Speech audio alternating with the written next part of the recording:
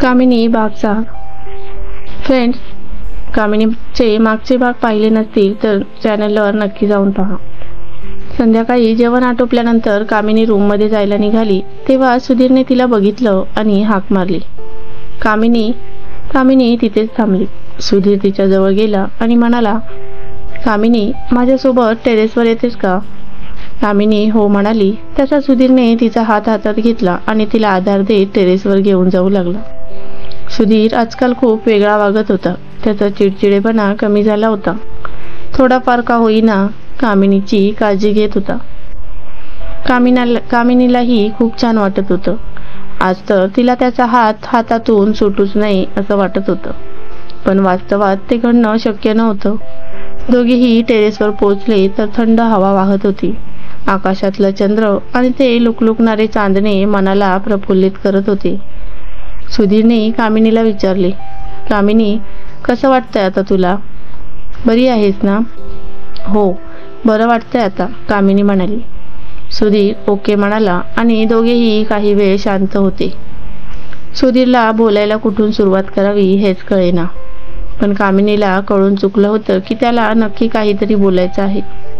न राहून कामिनीनेच विचारलं, सुधीर, काही बोलायचं आहे का? सुधीरने चकित होऊन तिच्याकडे बघितलं आणि म्हणाला, हो, तुला कसं कळलं? ते तुम्ही आज खूप शांत आहात. चिडचिड केली नाही आज तुम्ही, म्हणून वाटलं मला, कामिनी म्हणाली. म्हणजे मी चिडका आहे असं वाटतं ना तुला? सुधीर म्हणाला. तसं नाही, पण मी समोर दिसली की चिडताना तुम्ही, कामिनी म्हणाली. आता मात्र सुधीर शांत बसला. त्याला कळून चुकलं होतं की त्याने विनाकारण चिडचिड केली, तरी पण कामिनी त्याला समजून घेत होती. किती समंजसपणा होता तिच्या अंगी.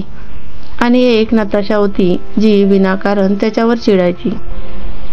थोडासा उशीर झाला की वाट न बघता निघून जायची. दोघीही स्त्रियाच होत्या, पण दोघींमध्ये जमीन आसमानाचा फरक होता. सुधीर विचारात हरवला आणि परत एकदा शांतता पसरली. कामिनी विचारात पडली. सुधीर, झोपलात का? कामिनीने विचारलं. तेव्हा सुधीर विचारातून बाहेर आला आणि नाही म्हणाला. मग शांत का झालात? कामिनीने विचारलं. काही नाही, असंच तुला थँक्यू म्हणायचं होतं. कशासाठी? तुझ्यामुळे बाबांनी अबोला सोडला माझ्यासोबतचा. हे कोण बोललं तुम्हाला? कामिनीने विचारलं. मला बाबांनी सांगितलं आणि ते काही माझ्यासोबत खोटं बोलत नाहीत, सुधीर म्हणाला. असं, एवढा विश्वास आहे तुमच्या बाबांवर? हो. Any doubt? नो, कामिनी म्हणाली. कामिनी, रिअली थँक्यू सो मच. तू जर नसती तर बाबा माझ्यासोबत बोलतील ही अपेक्षा सोडली होती मी ग.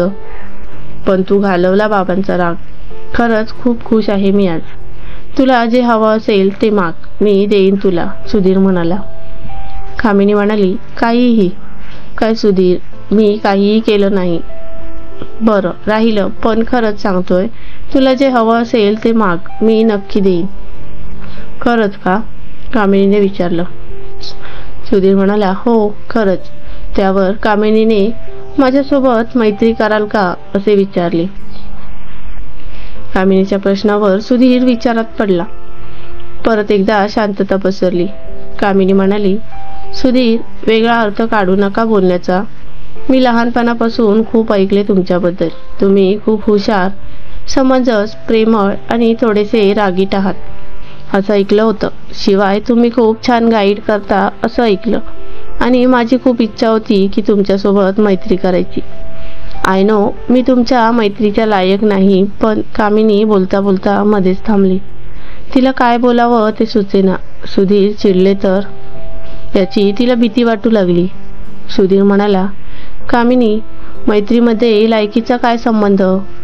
मैत्री ही काय हुशार किंवा मठ्ठ व्यक्ती आहे हे बघून केली जाते का? की गरीब आणि श्रीमंत बघून? मैत्री ही आपोआप होत असते. लहान मुलं किती निरागसपणे मैत्री करतात. आपलं मन ज्याला कळतं तो गरजेच्या वेळी मदतीला धावून येतो, तोच खरा मित्र. पण मी तर आंधळी, कामिनी बोलतच होती की सुधीर म्हणाला, गप्प बस. असं काही नाही. मला आवडेल तुझ्याशी मैत्री करायला. किती भारी गायिका आहेस तू. मला आवडेल रोज तुझ्या आवाजात गाणं ऐकायला. Will you be my friend and listen. मी हे मनापासून बोलतोय. बोल ना, होशील का माझी मैत्रीण? हो, मला आवडेल तुमची मैत्री. थँक्यू सुधीर, तुम्ही मला समजून घेतलं, कामिनी म्हणाली. थँक्यू. दोस्ती का एक उसूल है madam. No sorry, no thank you, Sudhir म्हणाला. तसे दोघेही हसायला लागले. आज कामिनी मनापासून खुश होती. सुधीरने तिच्यासोबत मैत्री केली होती. आज तो आकाशातला शीतल चंद्र देखील त्यांच्या मैत्रीला साक्ष ठरला होता. कामिनीने देवाचे मनापासून आभार मानले. सुधीर म्हणाला, कामिनी मॅडम, इसी बात पे एक गाना हो जाए. आत्ता इतक्या रात्री? कामिनीने विचारलं. हो, टेरेसवर आहोत आपण. डोंट वरी, म्हण एक गाणं, सुधीर म्हणाला. कामिनीने गाणं गायला सुरुवात केली.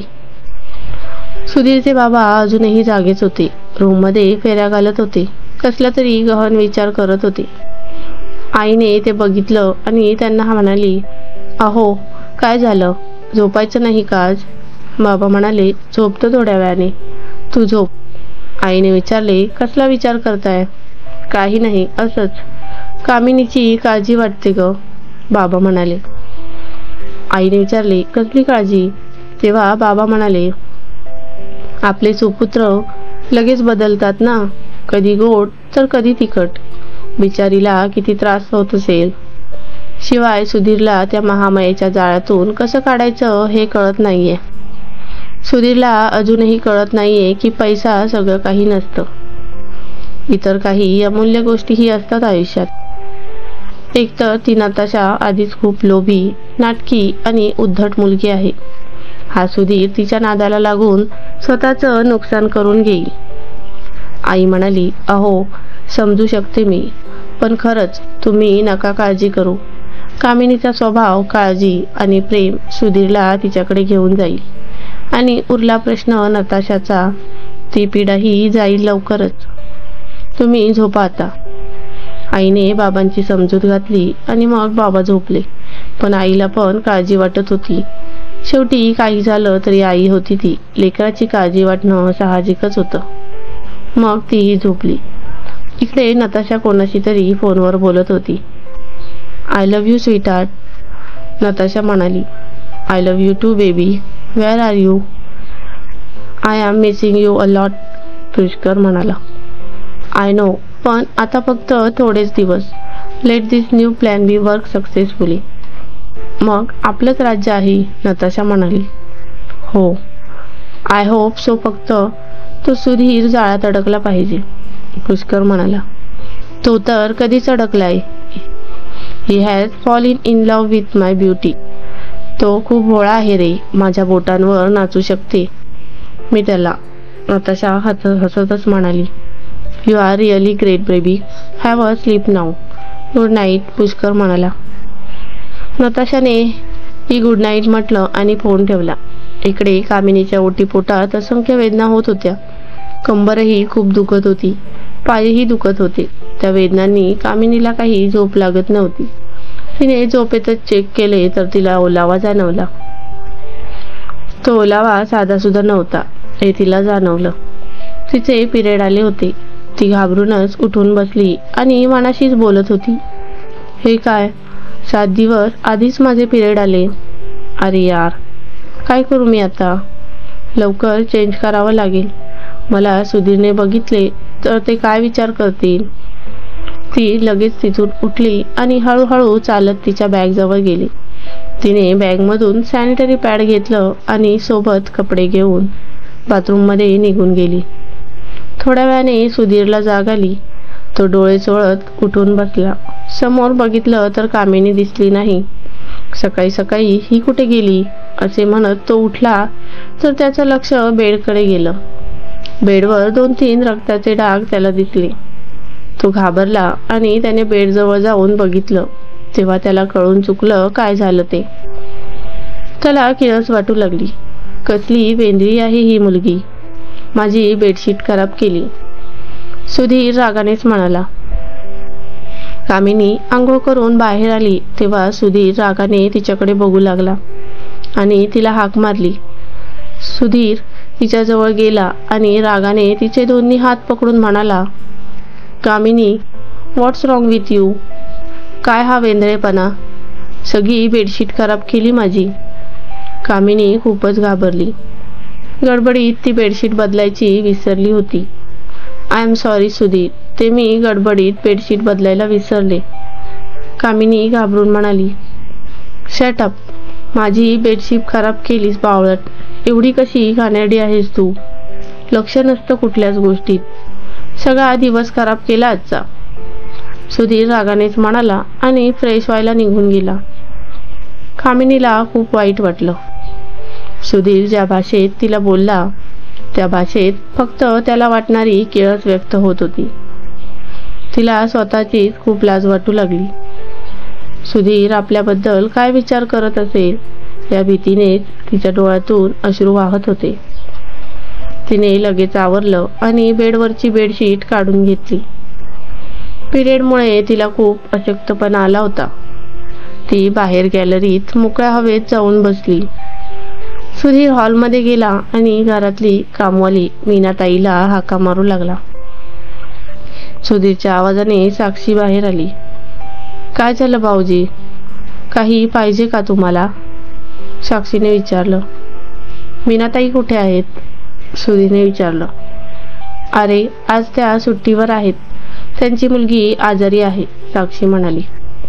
बरं, नाश्ता तरी मिळेल का आज मला? सुधीरने विचारलं. हो, आलेच घेऊन, म्हणत साक्षी किचनमध्ये गेली. तोपर्यंत आई हॉलमध्ये आली होती. सुधीरला बघून तिने विचारलं, अरे वा सुधीर, लवकर उठलास? कामिनी नाही उठली का अजून? मी काय आता तिच्याकडे लक्ष देत बसू का? रिकामा नाही मी, सुधीर म्हणाला आणि डायनिंग टेबलवर जाऊन बसला. साक्षी नाश्त्याची प्लेट घेऊन आली तसा सुधीर नाश्ता करू लागला. तेवढ्यात रेश्मा तिथे आली. तिने सुधीरला विचारलं, सुधीर, कामिनी कुठे आहे? चंद्रावर, सुधीर म्हणाला.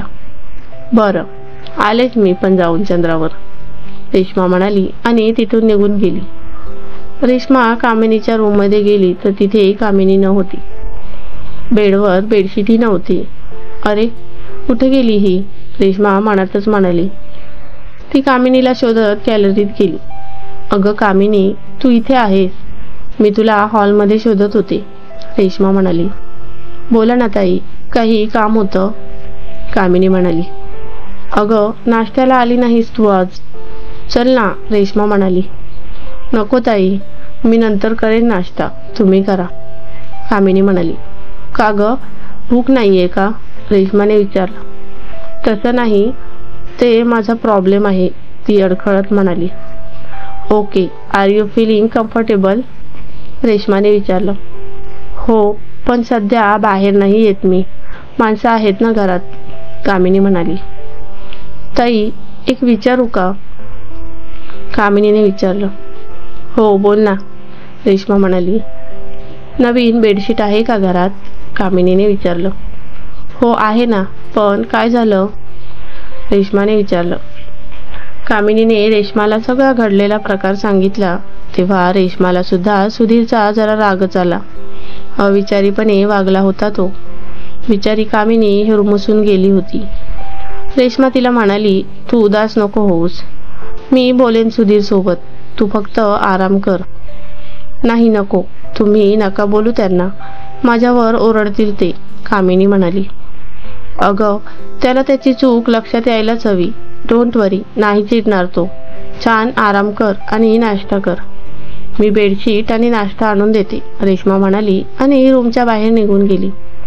सुधीर, साक्षी आणि रेश्मा कंपनीत जायला निघाले. तेव्हा रेश्मा म्हणाली, सुधीर, संध्याकाळी बाहेर जाऊया ना आपण दोघे. I want to speak with you. हो, सूर्य पश्चिमेकडून उघडला वाटतं. आज चक्क भावासोबत बाहेर जायचं म्हणतेस तू, सुधीर म्हणाला. तू येणार आहेस की नाही? रेश्माने परत विचारलं. सुधीर नाही म्हणाला. त्यावर रेश्मा म्हणाली, खडूस, कधीतरी बहिणीचा एकच जाना. नाही, मला काहीतरी गडबड वाटते, सुधीर म्हणाला. जा मग, रेश्मा नाक फुगवून म्हणाली. थोड्या वेळातच ते कंपनीत पोहोचले. रेश्माला सुधीरचा खूप राग आला. तिचा प्लॅन होता त्याला झापण्याचा, पण तो पूर्ण व्हायच्या आतच फेल झाला. सुधीर त्याच्या केबिनमधून निघून गेला. कामिनी, जास्त त्रास तर होत नाहीये ना बाळा? आईने विचारलं. नाही आई, फक्त पोट दुखते, कामिनी म्हणाली. हो, ते तर दुखणारच. 2-3 दिवस तू छानपैकी आराम कर आणि हो, रूममध्येच थांब. तुला जेव्हा कम्फर्टेबल वाटेल तेव्हाच ये बाहेर, आई म्हणाली. हो आई, थँक्यू, कामिनी म्हणाली. अगं, थँक्यू काय त्यात? एक बाई म्हणून मी तुला होणारा त्रास समजू शकते. तू मला मुलीसारखी आहेस. रेश्मा जरी तुझ्या जागी असती तरी मी हेच केलं असतं, आई म्हणाली. आई, खरंच तुम्ही खूप ग्रेट आहात.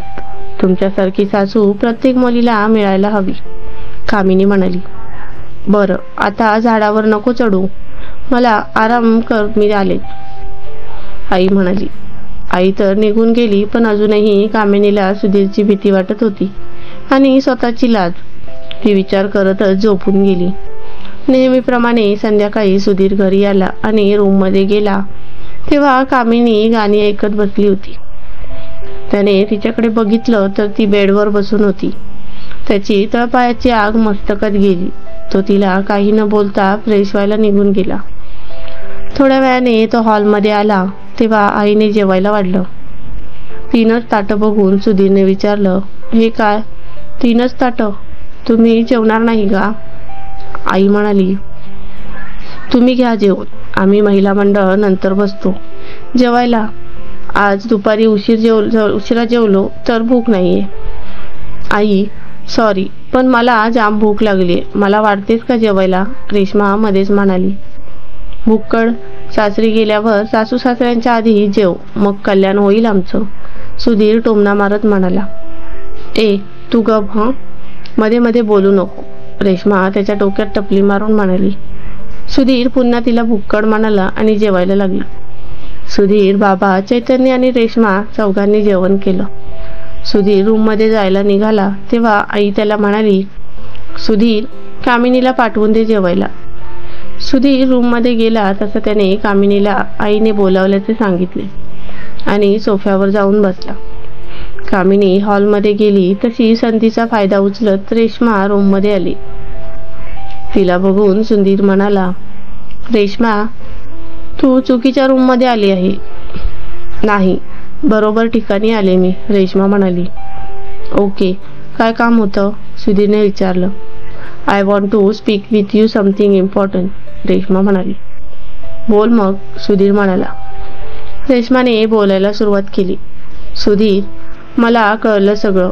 सकाळी तू कामिनीसोबत असं वागायला नको होतं. उगाच का ओरडला तू तिच्यावर? रेश्माने सरळ विषयालाच हात घातला होता. ओके, बातमी आली वाटतं तुझ्यापर्यंत. हे बघ रेश्मा, तू तिची चमचेगिरी करू नको. आणि हो, मी काही विनाकारण नाही ओरडलो तिच्यावर. तिला विचारलं नाही का तू मी का ओरडलो ते? सुधीर म्हणाला. हे बघ सुधीर, मी पूर्ण माहिती असल्याशिवाय बोलत नाही. तिचे पिरियड आले होते हे झोपेत नाही कळलं तिला. मग याच्यात काय चुकलं तिचं? सगळ्याच मुलींना येतात पिरियड आणि कधीतरी डाग वगैरे पडणं हे कॉमन आहे. एवढं ओरडण्याची काही गरज नव्हती. रेश्मा जास्त आडेवेडे न घेता स्पष्टपणेच म्हणाली. बाई, एवढा वेगळेपणा कशाला असावा अंगी?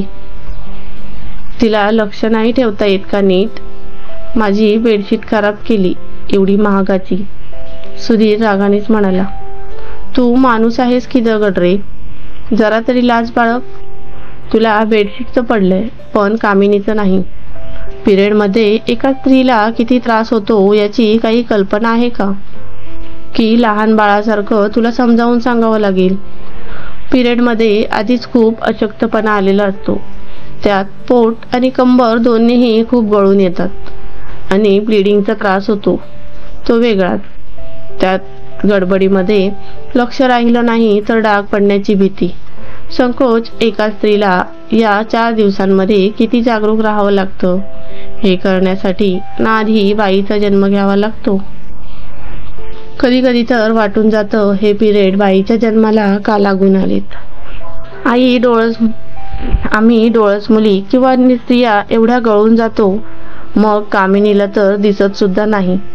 ती या दिवसांमध्ये कसं सगळं मॅनेज करत असेल या विचाराने सुद्धा थरकाप उडतो. आम्ही तरी डाग पडले किंवा नाही हे बघू शकतो, पण ती हे सगळं कसं मॅनेज करत असेल? I can't imagine. त्यात लोकांनी पाहिलं तर ते हसतील, नावं ठेवतील, ही भीती मनात बाळगूनच वावरावं लागतं. सगळ्या आंधळ्या मुली हे पिरियड कसं मॅनेज करत असतील? रेश्मा बोलता बोलताच भावूक झाली. तिला काय बोलावं काही सुचेना. कामिनीसाठी तिला खूप वाईट वाटत होतं. ती आता फक्त रडायचीच बाकी होती. थोडा वेळ रूममध्ये भीषण शांतता पसरली. रेश्माला असं भावूक झालेलं बघून सुधीरला परिस्थितीचं गांभीर्य कळलं. त्याच्याही मनात विचार आला, खरंच आंधळ्या मुली कसं मॅनेज करत असतील सगळं? त्या तर बघू सुद्धा शकत नाहीत. रेश्मा प्लीज अशी शांत नको राहू, सुधीर म्हणाला. तू खूप वाईट आहेस सुधीर. मी तुझ्याकडून अशा प्रकारची अजिबात अपेक्षा केली नव्हती. तू आज खरंच माझ्या नजरेतून उतरलाय. नवरा म्हणून नाही तर कमीत कमी मित्र म्हणून तरी समजून घ्यायला पाहिजे होतं तू तिला. शेम ऑन यू, रेश्मा रागातच म्हणाली. अगं असं का म्हणतेस? मी सकाळी रागाच्या भरात बोलून गेलो यार, पण आता आम्हाला माझी चूक कळली आहे. मी तिला सॉरी म्हणेन, सुधीर म्हणाला. काही गरज नाहीये. मी तिला 4-5 दिवस माझ्या रूममध्ये राहायला लावणार आहे.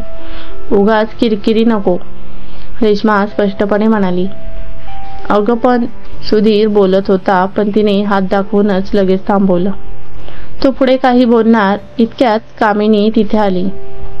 दोघांनीही तिच्याकडे बघितलं आणि रेश्मा तिला म्हणाली, कामिनी झालं ना तुझं जेवण? चल माझ्यासोबत. कुठे ताई? कामिनीने विचारलं. माझ्या रूममध्ये. तिथे आराम होईल तुझा. इथे राहशील तर उगाच डोक्याला ताण होईल, रेश्मा म्हणाली. अहो ताई असं काही नाही, कामिनी म्हणाली. तू येतेस की नाही माझ्याबरोबर? नसेल यायचं तर तसं सांग, मी एका शब्दानेही बोलणार नाही तुला, रेश्मा म्हणाली. ताई असं नका म्हणू, मी येते तुमच्याबरोबर, कामिनी म्हणाली. तेवढ्यात सुधीर म्हणाला, कामिनी मला बोलायचं आहे तुझ्यासोबत. Please don't go there. Sudhir नंतर बोलूया ना आपण, मी जाते ताईंबरोबर, कामिनी म्हणाली. कामिनी बोलून घे त्याच्यासोबत, मग ये माझ्या रूममध्ये. आय एम वेटिंग, रेश्मा म्हणाली आणि रूमच्या बाहेर निघून गेली. आता रूममध्ये सुधीर आणि कामिनी होते. रूममध्ये शांतता पसरली होती. सुधीर कामिनीला म्हणाला, कामिनी आय एम सॉरी.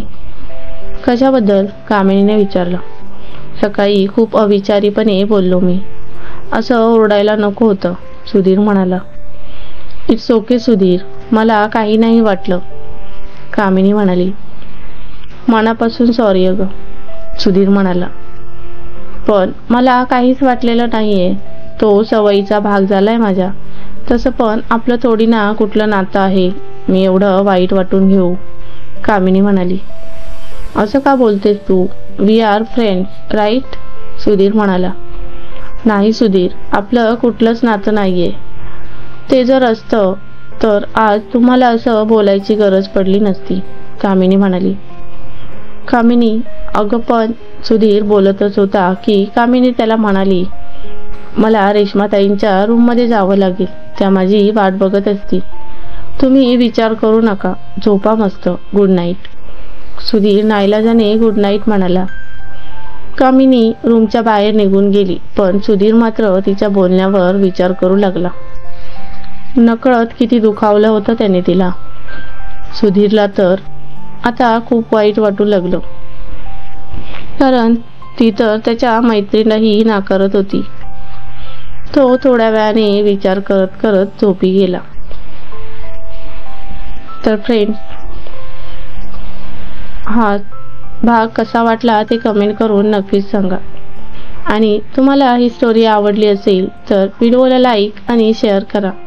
सोबतच आपल्या मराठी हृदयस्पर्शी कथा या चॅनलला सबस्क्राईब करा आणि हो, बेल आयकॉनवर क्लिक करून ऑलवर सेट करा. म्हणजे पुढचे व्हिडिओ तुम्हाला लगेच भेटतील. धन्यवाद.